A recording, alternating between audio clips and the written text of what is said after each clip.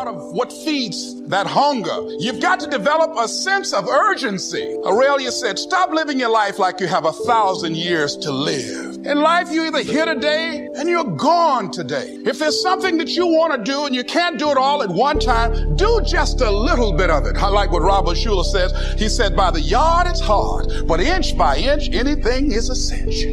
Do just a little bit of it. A friend of mine, Bobby Kerr, used to be a roommate. Bobby wanted to go into the area of public relations. He loved working with the public. Young lady he wanted to marry named Clarice. Bobby was a great procrastinator. Pretty soon the job where Bobby worked, they transferred him to another location. He went out to celebrate with the people on that new job site. And Bobby suffered a massive heart attack and died. Bobby didn't drink and didn't smoke, was under 40, and he died. Ask your question, how much time do you have left? How much time do you have left? When you start thinking about that, we don't know. We don't know. Bobby took all the greatness and all of the talent and all of his abilities to his grave with him. One of the things he could have put in parenthesis under his name, he didn't use all his stuff.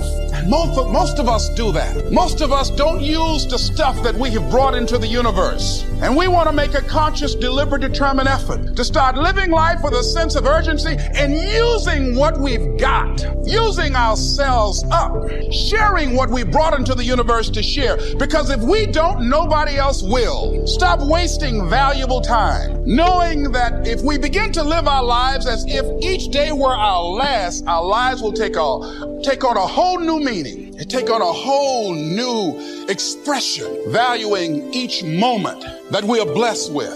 So many questions are not a matter of morality. It's a question of being careless or careful, being cautious rather than reckless, but not too cautious. So it's kind of an interesting challenge. If you were so cautious driving on a two-way highway, every time a car came your way, you were troubled about thinking whether or not he was going to stay on his side of the line, that you pulled off the road, wait for him to pass, then got back on the road and continued your journey. We would call that a bit too cautious. It may take you 2-3 days to get to your destination. So you say somehow when the traffic's coming your way on a two-way highway, you must trust at least the law of averages that says I have a pretty good chance of arriving, even though there's not a guarantee that 1 out of 1,000 coming my way, I'll cross the line and it'll be the end. So we do have to be cautious but not too cautious and let those daily experiences lead us into a better life, a better month, a better year. I arrived on an airplane flight once and the flight attendant came on and said, ladies and gentlemen, you have now completed the safest part of your journey. From now on, it gets dangerous. Fasten your seatbelt. I thought that was interesting. You've now completed the safest part of your journey. According to statistics, for the miles covered, it's the safest way to go.